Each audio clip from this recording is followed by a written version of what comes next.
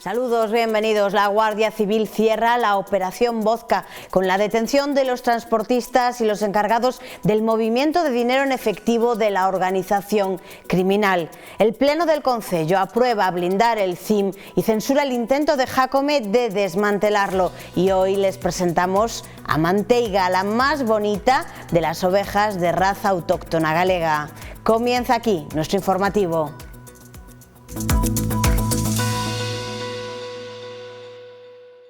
Cerrada la Operación Vodka tras la detención de los transportistas y los encargados del movimiento de dinero en efectivo de la organización criminal. Dentro de la explotación de la segunda fase de la operación han sido detenidas 4 personas e investigadas otras 5. La Guardia Civil y la Agencia Tributaria, en una operación conjunta en el marco de la segunda fase de la Operación Vodka, ha detenido a 4 personas e investigado a otras 5 pertenecientes a una organización criminal dedicada al blanqueo de capitales y el tráfico de drogas. Con esta segunda fase, los investigadores dan por cerrada la operación tras la detención de los transportistas y los encargados del movimiento de dinero en efectivo de la organización criminal. Utilizaban los fondos obtenidos del blanqueo de capitales procedente del narcotráfico para fabricar embarcaciones de alta velocidad que posteriormente eran trasladadas a la zona del Estrecho y utilizadas para el tráfico de drogas y transporte ilegal de inmigrantes. La segunda fase de la operación se ha centrado en la detención de los transportistas que se dedicaban a los portes de motores y cascos, así como de los miembros secundarios de la organización encargados del movimiento del dinero en efectivo. El modus operandi consistía en blanquear el dinero a través de cuentas de empresas ficticias o sin actividad, para después adquirir con esos fondos material náutico que posteriormente trasladaban y almacenaban en una nave del norte de Portugal y tras borrar las numeraciones era utilizado para la elaboración de narcolanchas que se trasladaban en camiones hasta la zona del Estrecho de Gibraltar. La operación está dirigida por el Juzgado de Instrucción número 2 de Ourense y por el fiscal antidroga de la Fiscalía de Ourense. Un informe señala 10 tramos del Miño aptos para cruceros fluviales. El estudio de navegabilidad del proyecto, financiado con fondos europeos, ve viables recorridos desde Os Peares hasta Frieira. La Asociación Galega de Actividades Náuticas presenta su proyecto, financiado con fondos europeos para crear cruceros fluviales por el río Miño, dentro de la red de cruceros costeros y fluviales que la asociación lidera, con diferentes socios en toda España. En su estudio concluyen que hay 10 tramos náuticos navegables entre Os Peares y el embalse de Frieira, ya en la frontera con Pontevedra, que permitirían crear cruceros de hasta una semana de duración en los que se irían intercambiando tramos en barcos eléctricos con escalas terrestres para conocer el patrimonio y la gastronomía local. En ese sentido, se han identificado también un total de 27 rutas terrestres idóneas para vincular con los viajes náuticos y que conectarían el Miño con lugares de alto valor histórico, natural y paisajístico, hasta 540 elementos patrimoniales destacados sin alejarnos del río, entre iglesias, castros, bodegas, balnearios, termas o pazos. Este estudio para crear cruceros en el Miño distingue 5 grandes zonas: el embalse de Velle, el tramo de la presa de Velle a Outariz, de Outariz a Laias y de Laias a Castelo de Miño, por último el área del embalse de Frieira. En estas zonas se han detectado 10 tramos de navegación intermitente entre embalses que podrían crear estos cruceros por el Miño. Cada zona tiene diferentes características. En Frieira, la navegabilidad a motor está permitida todo el año, desde Outariz hasta Castelo de Miño solo en verano, mientras que el resto del año se puede navegar sin motor y está pendiente la resolución de la Confederación Hidrográfica para permitir la navegabilidad total entre Laias y Castrelo. El tramo de Outariz a Velle es no navegable y en el embalse de Velle se permite navegar con vela y remo todo el año. En estos 2 últimos casos, el proyecto intentará, mediante barcos eléctricos de última tecnología, que se permita la navegabilidad para lo que llaman al diálogo a la Confederación Hidrográfica Miño-Sil. El Pleno del Concello aprueba blindar el Centro de Información Municipal a Muller y censura el intento de Jacome de desmantelarlo. La situación del CIM centró el Pleno del Concello celebrado este viernes en Ourense. Partido Popular, PSOE y BNG votaron blindar el Centro de Información Municipal a las Mulleres y pedir al Gobierno municipal que se ejecuten lo antes posible las obras necesarias para eliminar el gas radón de su sede, situada en la Rúa do Ensino, en el barrio de Ocouto. Dos mociones presentadas por las tres formaciones de la oposición instan también a, una vez realizadas las obras, se mantenga el CIM en su actual ubicación. Sin embargo, la concelleira de Gobierno de Democracia Ourensana, Tamara Silva, se negó a confirmar que el centro fuese a conservar su actual sede y señaló que se hará un estudio de viabilidad para ver si es posible. El Tribunal Superior de Xustiza de Galicia ratifica la nulidad de un dedazo del alcalde de Ourense en Deportes. El puesto en el Consello Municipal de Deportes se había cubierto mediante libre designación en lugar de concurso público, como debería haberse hecho. El Tribunal Superior de Xustiza de Galicia ratifica la invalidez de un dedazo de Jacome en el Consello Municipal de Deportes. Los magistrados dan la razón al Juzgado Contencioso Administrativo número 1 de Ourense, que decretó la nulidad del puesto de trabajo de la Jefatura de Administración del Consello en mayo del año pasado, a raíz de una denuncia de la Central Sindical Independiente y de funcionarios.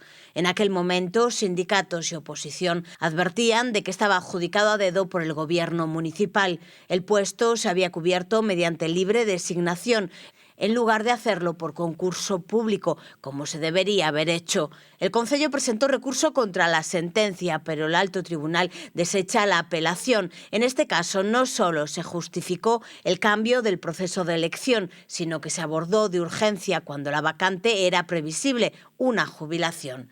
En su momento, el CESIF reclamó contra la modificación de la relación de puestos de trabajo, aprobada a inicios de 2022, que incluía el mencionado cambio. El Concello argumentó entonces que el puesto tenía funciones similares a las de un cargo directivo, pero el juzgado ourensano falló que no se había acreditado la exigencia de esa especial responsabilidad. Más de 2,7 millones de gallegos estamos llamados a votar en las elecciones europeas de este domingo. Más de 7.000 agentes velarán este domingo día 9 por la seguridad de los comicios al Parlamento Europeo en Galicia, en una jornada en la que están llamadas a votar 2.702.442 personas en la comunidad, en uno de los 2.337 colegios electorales, en los que está previsto que se abran 3.922 mesas de votación. Se trata de las elecciones más inclusivas hasta la fecha, porque los usuarios dispondrán de una experiencia piloto con pictogramas indicativos de todos los pasos a seguir, así como kits con lenguaje braille para las personas invidentes. Con el voto individual, cada ciudadano europeo elige eurodiputados en su país, que junto a los representantes de los gobiernos de los países de la Unión Europea dan forma y deciden nuevas leyes que influyen en todos los aspectos de la vida. Los eurodiputados abordan importantes temas políticos, económicos y sociales, además de defender los valores de la Unión: los derechos humanos, la libertad, la democracia, la igualdad y el Estado de Derecho.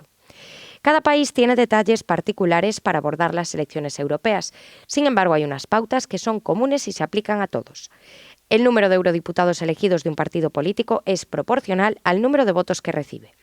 Los ciudadanos de la Unión Europea residentes en otro país de la Unión pueden votar y presentarse a las elecciones en ese país. Y cada ciudadano solo puede votar una vez.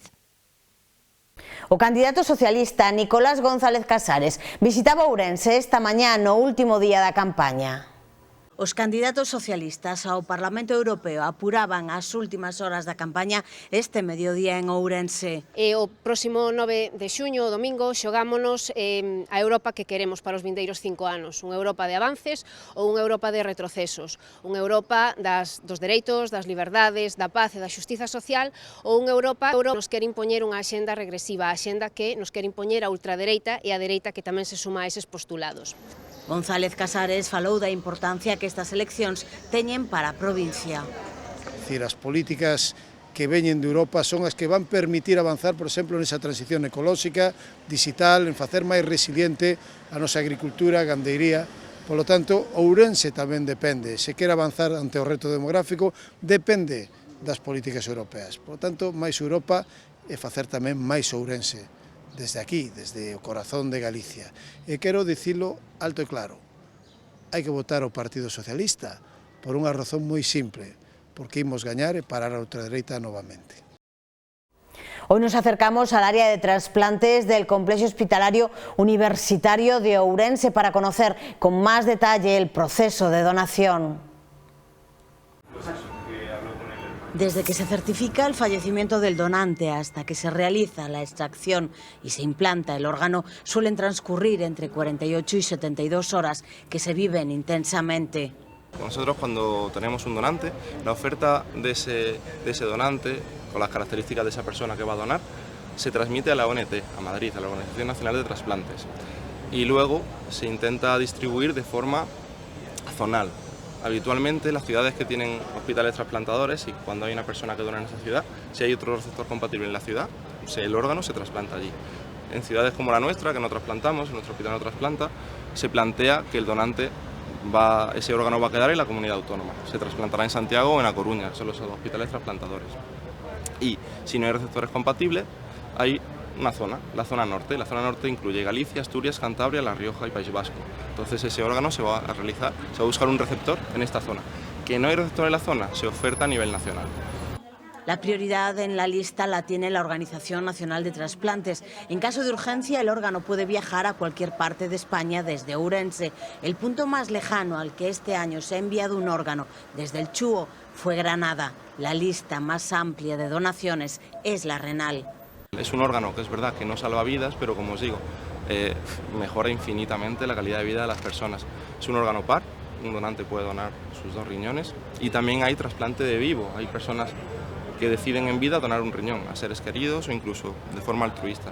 También se trasplantan esos riñones. Pulmón, corazón e hígado completan esa lista. Menos habituales son páncreas e intestino, pero también se trasplanta cualquier tejido humano.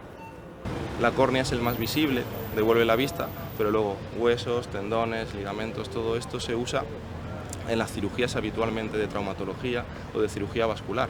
Se usa tejido humano para estas cirugías. De hecho, en el hospital se usa tejido humano para estas cirugías y en nuestro hospital se trasplantan córneas también. El carnet de donante es el reflejo de una voluntad. Puede hacerse online en la página del Sergas o en el propio Chúo. Pero lo más importante es que alguien que quiere ser donante lo diga. Si tus seres queridos saben cuál es tu voluntad, si tus seres queridos saben qué quieres al final de tu vida, es muy difícil que alguien diga no a la donación o sí a la donación en contra de su ser querido. La otra forma, y la forma legal, la única forma legal de dejar constancia de que quieres ser donante es el documento de instrucciones previas. Hacer un documento de instrucciones previas, un testamento vital, en el que yo refleje que si fallezco en condiciones de poder ser donante de órganos y tejidos, pueda serlo. Y ese documento tiene validez legal. Achegámonos agora a Armariz para coñecer a manteiga, a ovella de raza galega autóctona máis bonita de toda Galicia. Esta é Manteiga, a máis bonita das ovellas de raza galega. E el é David, o orgulloso responsable dos seus coidados. Hai 20 anos que David decidiu dar un xiro radical á súa vida. Deixou atrás o estrés do traballo na Coruña e instalouse na aldea dos seus avós, Armariz. Quería vivir do campo, volver ás raíces daquela de ovellas, non tiña nin idea.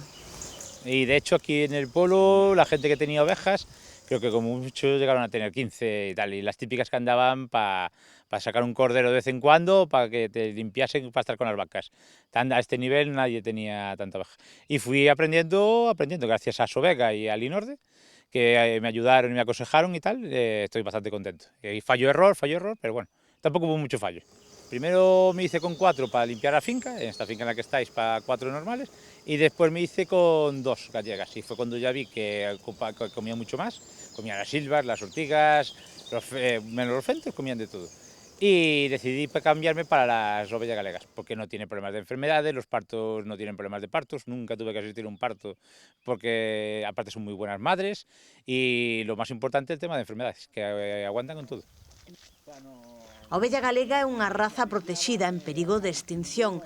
David hoxe ten 70 nais e uns 40 cordeiros que vende para consumo, pero desta finca tellada saen tamén moitas femias para criar en toda Galicia. Manteiga vende gañar o certame de razas autóctonas celebrado na Semana Verde de Silleda, porque din os que saben desto que a súa morfoloxía é perfecta. Una característica típica que se fijaron también bastante en el concurso fue la lana, que la tiene así como más alargada, son fías muy largas, y típico de esta oveja es la moña, tiene una moña en la cabeza, y esta, la que ganó particularmente, tiene una bastante, parece que no es una cresta, pero sí que tiene bastante moña, bastante marcada. Cando chegou ao pobo David, moitas das fincas estaban abandonadas. Hoxe as súas ovellas son a mellor brigada de prevención contra os incendios. Había muchas fincas abandonadas, otras que las limpiaban los vecinos, pero tenían que gastar en combustibles, en tractores, y eso consecuentemente al medio ambiente lo perjudica. Y metiendo el ganado ya no tanto, ya tienes que a lo mejor usar algo de maquinaria, pero no tanto como antes. Y las fincas que estaban abandonadas se fueron recuperando todo, porque todo lo que se veía por aquí era antiguamente zona de cultivos, y ahora ya nos estaba comiendo la maleza hasta las casas. En esta zona de mi pueblo donde estoy yo ya no. Está más protegido contra los incendios, porque aparte lo bueno de la ovella galega y cualquier raza autóctona es que son unas bomberas forestales. Nuns días toca esquila, porque hai que irse preparando para as temperaturas do verán, así que Manteiga e o resto perderán a súa lá. Na mente do propietario está precisamente poder aproveitala. Estamos intentando aprovecharla con artesanas y tal, lo que pasa es que ahí el tema es la transformación. Desde que nos la recogen a nosotros hasta que llegue a las artesanas, la fase esa está bastante complicada por el tema de los residuos y tal. Lo tratan como si fuese algo malísimo, cuando es algo realmente beneficioso, porque es una lana que para materiales de construcción valdría, incluso para ropas de trabajo y ropa de todo tipo. David e as súas ovellas son a certeza de que no rural queda moita vida. Hoy abrían al público las piscinas de Oira este verano. No habrá ni reserva ni turnos. Desde hoy viernes ya están operativas las piscinas de Oira. Además de mantener su carácter gratuito, las piscinas municipales a orillas del río Miño recuperan el acceso libre y ya no hay necesidad de hacer reserva previa en la aplicación correspondiente, como ocurría desde la pandemia. También desaparecen los turnos de mañana y tarde. Las piscinas estarán abiertas hasta el próximo 8 de septiembre, ahora en horario continuado desde las 11 de la mañana hasta las 9 menos cuarto de la tarde. Además, este año habrá una zona verde más amplia.